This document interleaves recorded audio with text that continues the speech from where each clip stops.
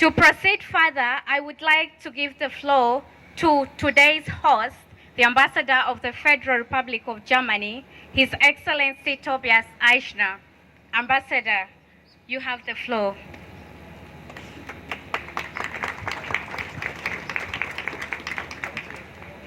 Let's see.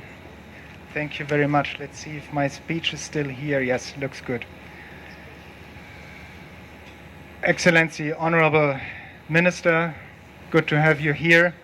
Honorable Ministers and representatives of the Republic of South Sudan, honorable members of Parliament, Excellencies, esteemed colleagues of the Diplomatic Corps, the regional organizations, the United Nations, ladies and gentlemen, guests, and last not least, liebe Landsleute. I would like to welcome you very warmly. I also do so on behalf of all my colleagues of the German Embassy who have done a great job, I think, in making this event possible. It's been a while since the last time we met on this occasion, 3 years. All the more reason for us to be pleased that the time has finally come again to meet. We have come together tonight to celebrate the Day of German Unity, a day of joy. 32 years ago, Germany's state unity was finally restored. The mandate of the Basic Law, our Constitution, to work for reunification in peace and freedom had thus been fulfilled, at least in legal terms and under international law. However, German unity was still far from complete at the time. Achieving this unity in hearts and minds after 40 long years of separation by the Iron Curtain is a generational task. We become particularly aware of this in times of challenge like these, when different mentalities, socializations, and affinities become more apparent again in Germany, just as elsewhere. Esteemed guests and friends, on 3rd of October 1990, people who had been living in two different states in different ideological systems, soldiers from two different armies, who until shortly before had pointed their weapons at each other, found themselves in Germany under one state roof or even under one barracks roof. What a challenge. To all those who did not know it before, the years that followed have shown overcoming challenges is not an event, it's a process.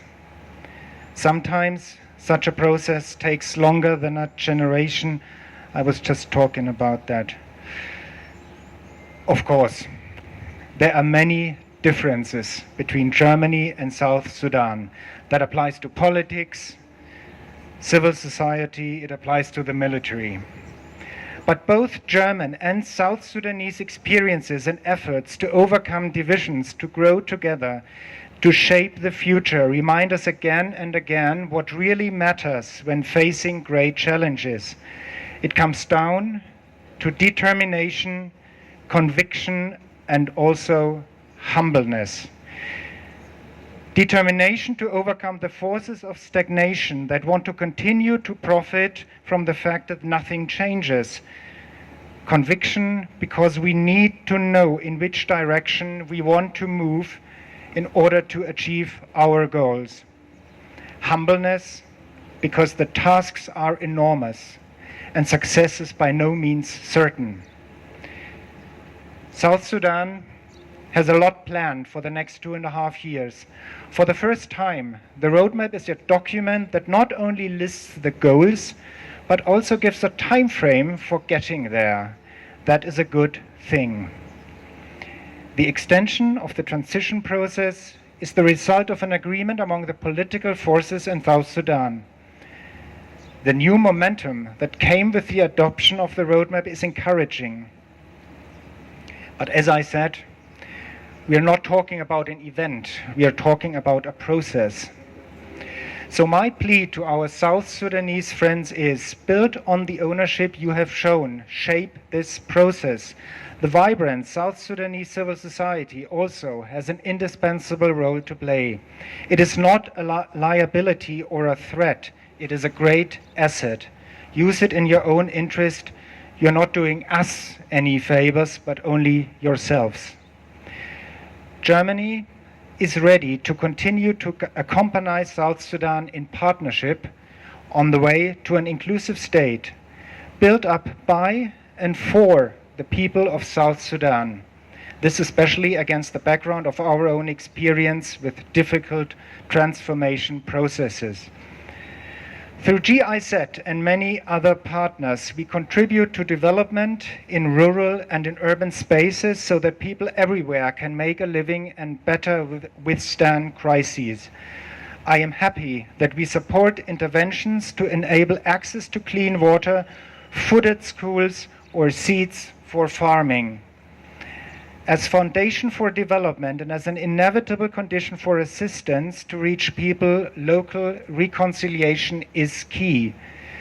We recognize this interconnectedness of issues and want to work with all to advance the triple nexus. In this spirit and with the necessary quantum of determination, conviction, and humbleness, a lot can be achieved, including unified armed forces and reformed security sector at large, a new constitution, a credible transitional justice, transparent public finance management, and ultimately free and fair elections. Esteemed guests and friends, looking beyond the transformation processes in our countries that I just spoke about, we are facing multiple global challenges.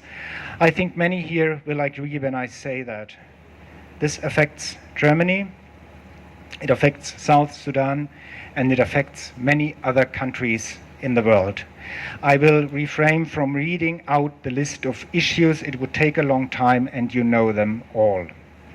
And yet, I am firmly convinced that there is no reason to give up or even despair. At least not if we draw the right conclusions about how best to meet these challenges.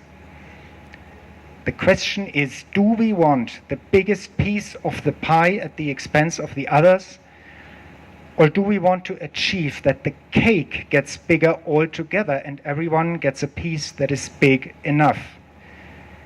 It's not about making sacrifices for the benefit of others. We are talking about cooperation based on common interests, values, and rules for the benefit of all concerned.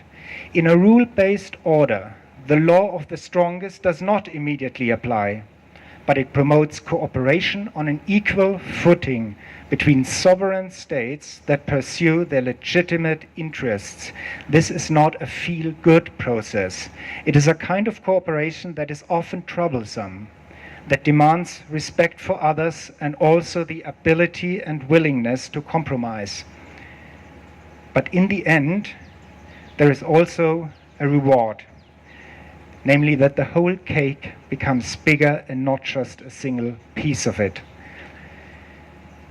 The country that I have the great honor to represent in South Sudan is ready to contribute to this with all partners and friends and all those who want to become one, here in South Sudan and beyond with partners worldwide. I am sure that with determination, conviction, and sometimes a little humbleness, we can achieve our common goals.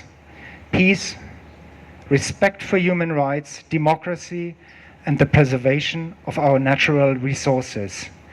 We would have failed if we left the field to those who simply want the biggest piece for themselves.